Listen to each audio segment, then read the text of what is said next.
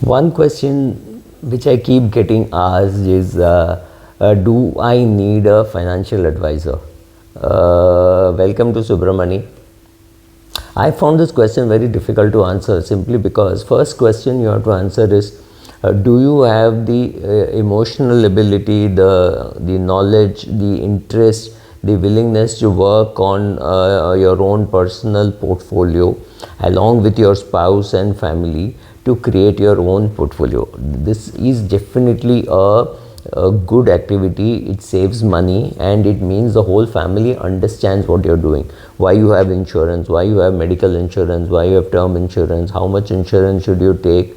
You go through the process of learning together, so the whole family knows why each of these investments are being made. This is the ideal situation, but the question is, are you and your partner and your children, are you on the same page?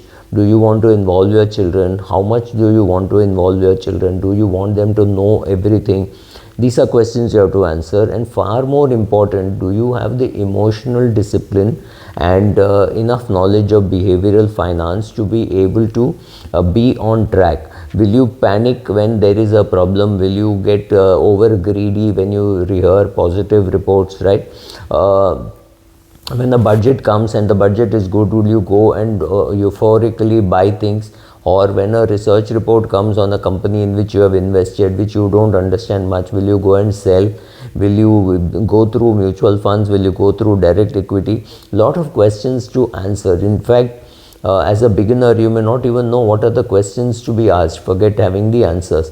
So if you are in a situation where you do not wish to give so much time for yourself, or you do not wish to, do not have the ability, knowledge, nor are you willing to learn, then it makes sense for you to go to an advisor. If you are willing to do all that stuff, and it's not very complicated, I hope I didn't sound to make it very complicated, or I hope I did not make it sound very complicated.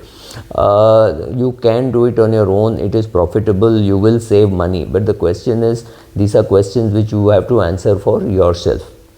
That brings us to a second question. Can I go and do can I get my wealth to be managed by a robo advisory? Is it possible to do that?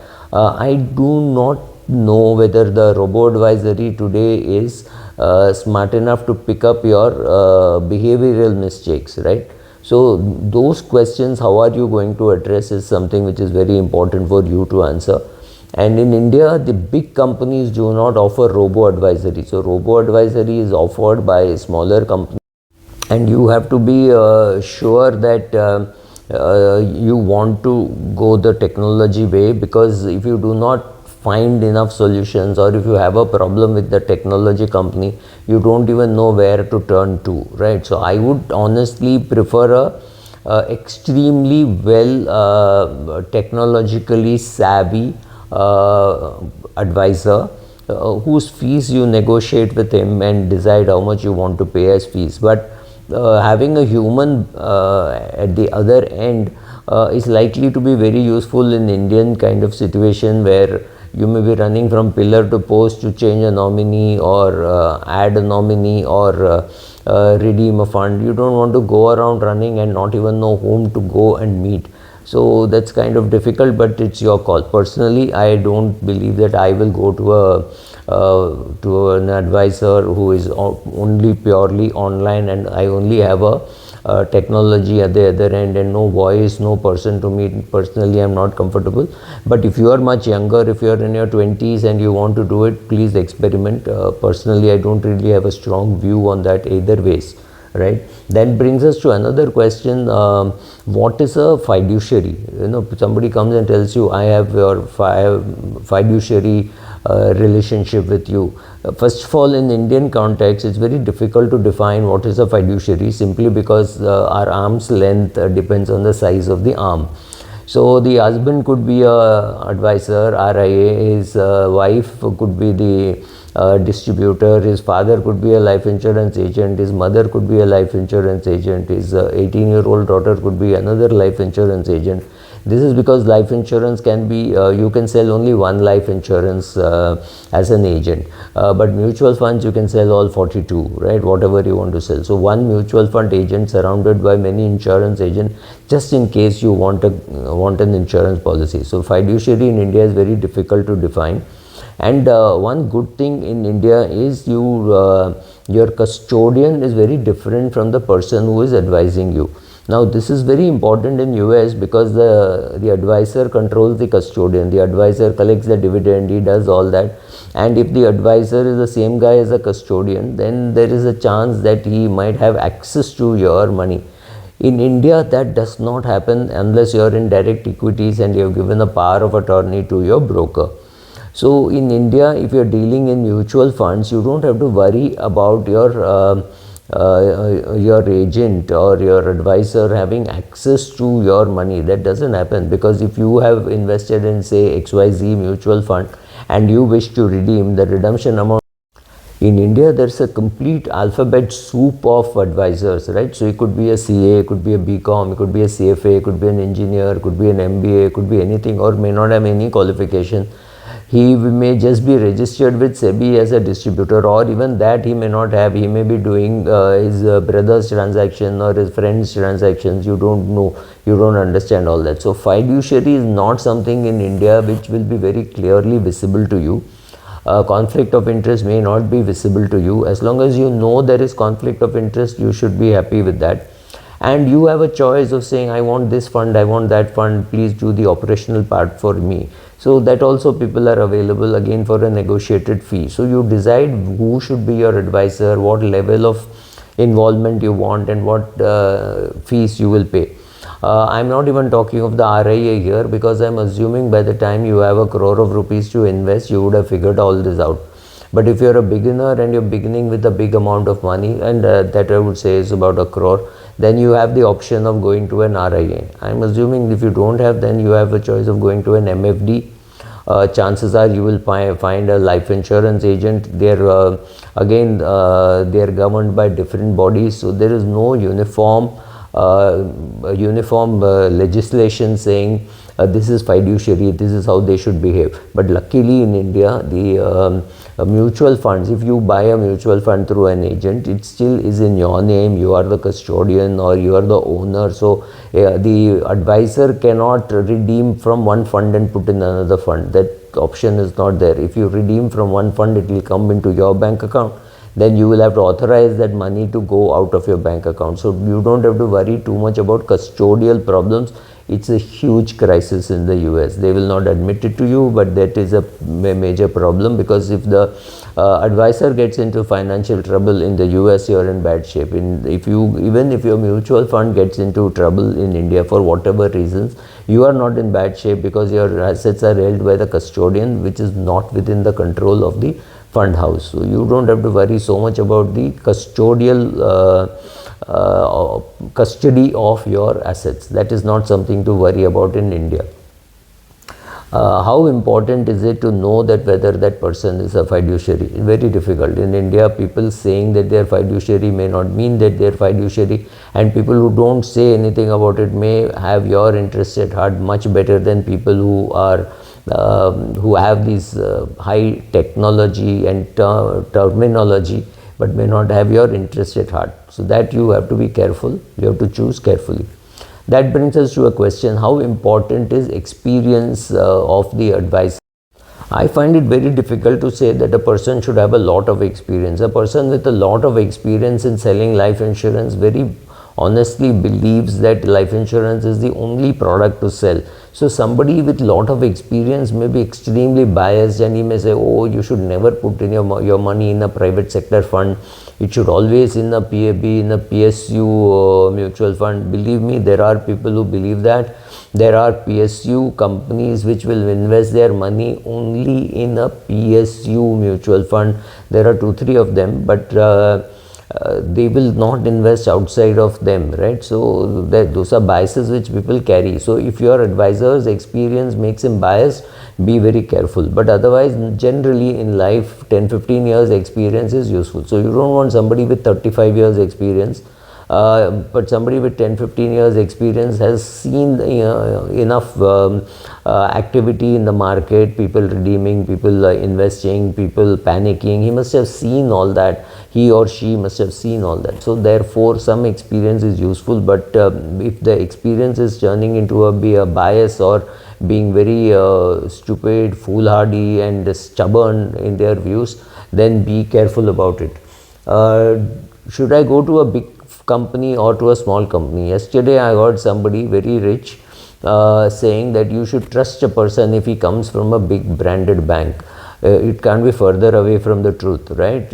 A single individual may have your heart better, may have your interest at heart much better than a bank would.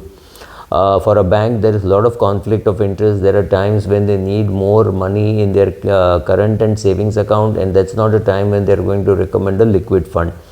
Very rarely will a banker recommend a liquid fund, but also these days you realize that taking money from the client, putting it into a liquid fund and then doing an STP makes more sense, because if the money is left in the savings bank account, the client may not keep it there, the client may spend it. So therefore, very difficult to say whether a single standalone advisor is good or a big fund house is good, or a big advisor group is good, or a national distributor is good, or whether a bank is good. Ultimately you have to make that choice by asking around for references and seeing whether he has good references, good qualification, good experience. A combination of all that can be very useful. Just having one may not be sufficient for you. Do I need a full-fledged financial planning? I would think initially yes. Go through it, see where you stand, what is your position, and after that maybe you can do it on your own. So full-fledged financial planning can be useful, but it is your call. I would advise that if you can get a financial plan done without even getting into specific as to which fund and which equity fund, as long as he says or she says so much money in this equity fund, so much money in equity, so much money in debt, you then can always figure out on your own how to invest. Chances are you or he or she will look at your portfolio and say, oh, you got so much of debt, why don't you pay it off? You got credit card debt and you got a poor credit score of just 605. Why don't you increase that? So some of that advice also may be available, may not be available. I know many RIAs who do not even ask you for your credit report, and I know some who ask. So it's a combination of whom you find as a good advisor and how much interest that person is able to take in you, what fees they charge, because all this is now regulated. So with that, will you get good service? I have no clue. Most RIAs will have zero knowledge of taxation and how it impacts you. I've seen somebody recently pay a lot of taxes which could have been completely avoided. Very poor financial advice. But then there are such people available, right, who may not understand the financial implications of what they're saying. Be careful about to whom you go. But if you're a 22-year-old wanting to do a 10,000 rupee SIP, no, you don't need a full-fledged financial planning activity, need not be. But yes, if you're a 50-year-old trying to pay for your daughter's education, your son's education, your son wanting to play a sport, your own retirement, a parent who needs money, right? If you have this total combination, you may need a full-fledged financial planner. It may be worthwhile for you to do it. One good thing you should do is ask for references, because people don't ask for references when they go to doctors, right? How do you select a good gynecologist? You ask around and say, oh, this gynecologist is good, he's good, she's good, whatever. But can you ask for references? Can you go to a gynecologist and say, name your last three patients, I want to talk to them? Very unlikely that you would do something like that. But with a financial advisory, it's better that you ask for these references. Find out whether the personality of the people whom he manages is the same as that of yours. If you are very rich or very poor, you may not fit into his preferred client type. Then you should not go to that person, right? So if you're a film star, don't go to a person who handles only salaried executives. It doesn't make any sense, right? How do I know whether this person has cheated people, or How do I know whether this person who is coming to me as an advisor has cheated people in the past or has done any kind of mischief? Well, our websites are not very great. You don't have a SEBI Hall of Shame website where you can go and check. But you have to just depend on whatever feedback you get. We do not have a website. I mean, I would love to start a website saying here is the Hall of Fame and here is the Hall of Shame, but I have no capacity to do that. So well, you don't have enough electronically available data to say whether the person is good or bad or ugly. So you have to depend on your own research, and whatever you hear about him or her from his or her clients, friends, relatives, very unlikely that somebody will come out and say that they had this problem. So be careful about that. Not enough regulatory records are not available for us online, so there is nothing that you can do about it. How often should you hear from your financial professional? Well, you should hear from him at least say once in a year, once in a quarter, depending on whatever you are comfortable with. If you want to hear from him every week, every month, so be it. If it is a paid meeting, you decide how much you will pay for it, because many professionals don't pick up the phone. Some people do, some people don't, so it's a difficult call to take.